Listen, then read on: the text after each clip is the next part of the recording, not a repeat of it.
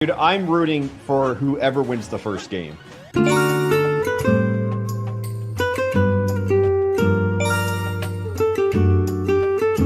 Oh, just to get it over with? Yeah.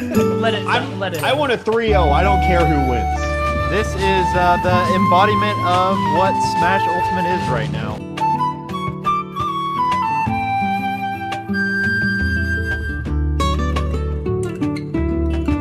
He's just not touching the ground. Floor is lava right now, man. Oh my god. Alright. Sonic's definitely one of those characters that only gets better as the set progresses. I think that was the slowest game I've ever seen in Ultimate. Sonic has always been a constant problematic character in the Smash Bros. Series. In this video, we're going to dig into the roots on why he is such a problematic character. And it really goes back to starting in his inclusion in Super Smash Bros. Brawl. Super Smash Bros. Brawl was actually delayed multiple times before its release in March of 2008, which really hurt my feelings as a 9-year-old kid, saving up all my quarters and single-dollar bills so I could buy this game day one on launch. Oh my god! Oh my god! One of the reasons this game was delayed was actually because of Sonic and many other characters who were last-minute inclusions before the game was released, like Toon Link, Wolf, and Jigglypuff, and Sonic being the one that was in this mix as well. This led to a moveset that was, you've probably heard it before from other videos on YouTube. They needed Sonic in the game fast, so either all his moves are borrowed or altered from other characters, or he's in a ball! You wanna count how many there are? 1, 2, 3, 4, 5, 6, 7, 8! A lot of his moves were just straight up the same and looked similar to each other. Oh, but honest content, I love Sonic in this game. He's so fast and cool. Yeah, slow down, little Jimmy. I don't care. The only thing fast about Sonic was the overall development time that it took to make this character, because a lot of the animations in his moves are used multiple times. And of course, this is just a theory. Game. Please stop, okay? Please stop. For those characters I mentioned, like Wolf, who have some of the same issues where their animations just straight up look unfinished. In fact, more evidence to support this is the fact that he's just shown at very end of the Subspace Emissary and just randomly shows up out of nowhere. Possibly a reference to how he's literally just showed up in the game as an actual last-minute inclusion, which is why he's barely featured in the story mode till the very end. This led to a lot of people believing that these characters were actually developed during the crunch period when the game was getting delayed multiple times. Pretty much all of Sonic's attacks are him just balling up. His neutral B, he goes into a ball and then does a homing attack. His down special, he again does the same thing, goes into a ball and does a spin dash. And then for his side special, guess what he does? Again, balling up. And then he does the same thing on other moves in his moveset as well, like his neutral air where he again balls up again, dash attack, balls up, down throw does the same thing, baby. Down smash, at least it was changed in future Smash games, but again, he's balling up. Sonic has pretty much the same animation of balling up in 8 of his moves in his original moveset in Brawl. This being the overall blueprint for the character for many years, and this will lead into how people view the character today. Maybe we can time him out. I mean, I've got 7 minutes to spare. I've got nothing going on tonight because a person that would willingly do this definitely does not have any friends. Sonic was never really seen in competitive play during Brawl because, come on, why would he be? He was pretty much a low-tier character and wasn't seen in competitive play whatsoever. Despite being the fastest thing alive, some of his moves are pretty average in speed. His KO power and damage output are very low. While he is very fast, and that being one of his major positives in his moveset, it's not doing him any favors whatsoever. I mean, come on, Meta Knight ran the meta in Brawl, everyone knows this. One of the most iconic techniques used by few Sonic mains at the time, which again will come into play later in later iterations of Smash, was camping.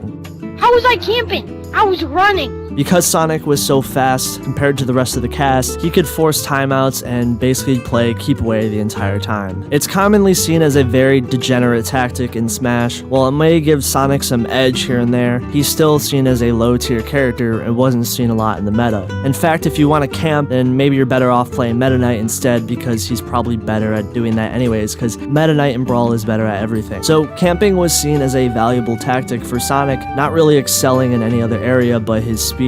But camping with him wasn't really a valuable strategy for him yet. I wonder if this will come into play later. Sonic was given some changes when he transitioned to Smash 4, but not enough in my opinion.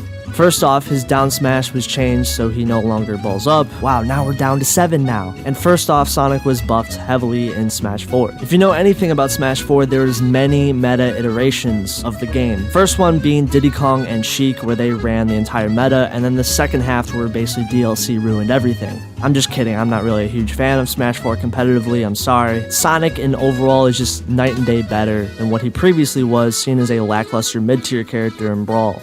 Now being at least top 7 consistently throughout every update in the game.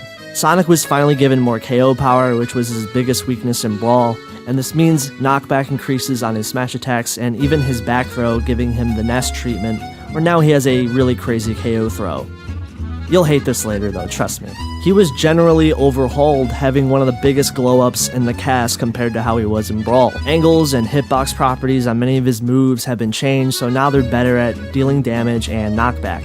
Even his special moves, which were really only useful for being a pussy and playing keep away, can now be used as combo tools. He did receive some nerfs to his overall speed and offset his better KO power, and his overall frame data was made to be maybe a little bit slower here and there as a result, but despite all of this, he is still a very fast character. This shouldn't be an understatement. His speed is just lower relative to the rest of the cast. Even though he started to be more and more as an annoying character per se because of his higher placements in Smash 4, we still haven't reached the peak yet. Bonus round, Sonic in Project M. I decided real quick I wanted to go over Sonic in Project M because it's really important to contrast this to Smash Ultimate Sonic. The character of Sonic is nothing like these past iterations of the character. Sonic is actually way more aggressive in Project M, and a lot of his moves have actually been changed completely from their iterations in Brawl. While he has been overall buffed from his Brawl version of the character in Project M has way more personality, and just overall his moveset is way more fleshed out. Having a brand new forward air straight from Sonic Battle, and it's actually kinda hype because it can meteor at the tip of the hitbox. Down smash was changed as well before Smash 4 did it too, ironically. This time it's a breakdancing move, which is honestly night and day better than what it was in Brawl. It's overall a faster move, but it has less range. Side special was changed from balling up to be a somersault attack, which is made to try and make it look slightly different from the down B spin dash. His side B and down B can be cancelled out of and are incredibly aggressive tools in his moveset because they can be cancelled, and which means you can wave dash out of them, giving Sonic some really crazy movement options that he has in this game. Not trying to plug, but check out my interview with one of the Project M devs that were behind Sonic. So I play Project M preferably, and I'm not going to say that Sonic isn't annoying to fight in this game because he still has some of the same flaws that he inherently is going to have as a character archetype. However, I will give the Project M devs credit for making a more aggressive rushdown character, and his moveset in this game is probably my favorite moveset. This is probably my favorite version of Sonic in any Smash game. That forward air is just so hype, like seriously. Smash Ultimate. So here we go. This is the height of Sonic hate in the Smash Bros. Series. Sonic in Smash Ultimate is still a very solid character compared to the Smash 4 iteration. While he may not be considered a top 5 to 7 character like he was in Smash 4, he's still a very solid high tier character. And the roster is much larger than it was in Smash 4. So the fact that he can still contend is a huge positive point for him. He did receive nerfs to some of his KO power, and his spin dash can no longer go through shields. It's still a very strong move and one of the best parts in his moveset because it flows very well into his campy playstyle. Homing attack is also significantly buffed as it has less lag compared to the previous versions. Sonic in general benefits from Ultimate's overall buffed aerials that exists in the game, meaning Sonic is going to have a lot better time poking and spacing with them than ever before. Also, one of the biggest changes is now his ground options have been overall buffed significantly, meaning he's a way better character at camping because he's just faster now. The icing on the cake is he's now more powerful and he has better mix-ups, so on and so forth. These are things that he maybe didn't have in Smash 4. Sonic's hit and run campy playstyle that was a small part of the character in Brawl now reached an apex during the online season of Smash during the obvious world events that occurred in 2020. This forced people to have to play tournaments with Nintendo's pretty shitty and outdated online service that you'd have to pay for if you wanted to compete in Smash Bros. Ultimate tournaments. This led to a more annoying heights of Sonic as a character in competitive Smash because people were openly camping with Sonic because of the speed above the rest of the cast and now buffed ground options. Which means that what's the point if you have the lead, you're Sonic, you can just run away. This led to many timeouts and many tournament matches where people were openly camping with the character. 4-stock sudden death, dude. That is unheard of. Like, we are breaking new ground here. That might be a world first. Yeah. History being made here at the. That's what it's all Dude, about. I'm so happy I don't have game audio because I know it's just spin dash. Oh yeah, the. This is something that happened a lot in a lot of offline tournaments too, but because of Nintendo's horrible online services, this inherently buffs Sonic because now people have to react to his fast options and dealing with online lag and latency issues that come with it. Offline, Sonic's unreactable burst for a ton of his moves is amazing. He forces a sort of cat and mouse approach where you have to make guesses, hard reads, etc. to punish his approach. And when online takes into account that there is a bare minimum extra 5 frames of input delay, you got a super buff character. These issues became more apparent that small tournaments were starting to outright ban the character from competing in tournaments. This by no means is a Brawl Meta Knight or Smash 4 Bayonetta level of brokenness, but Sonic is not as broken as those characters, but still a high tier character. This still doesn't overshadow the fact that the character is really oppressive to play against, and this is compounded even more because people now have to play a laggy online connection. This goes back to one of my earlier points during the Brawl era, where because Sonic was developed supposedly near the end of development, it led to some of his moves being very similar to each other. Because of this issue all the way back in the Brawl days, now it's affecting Smash Ultimate's iteration of the character. His side special and down special look almost the same from each other, and even though the moves act incredibly different from each other and do different things, it adds another level of how annoying this character is becoming for people because they have a hard time telling which move is which. This has affected the community, as in some tournaments banning him during the online era,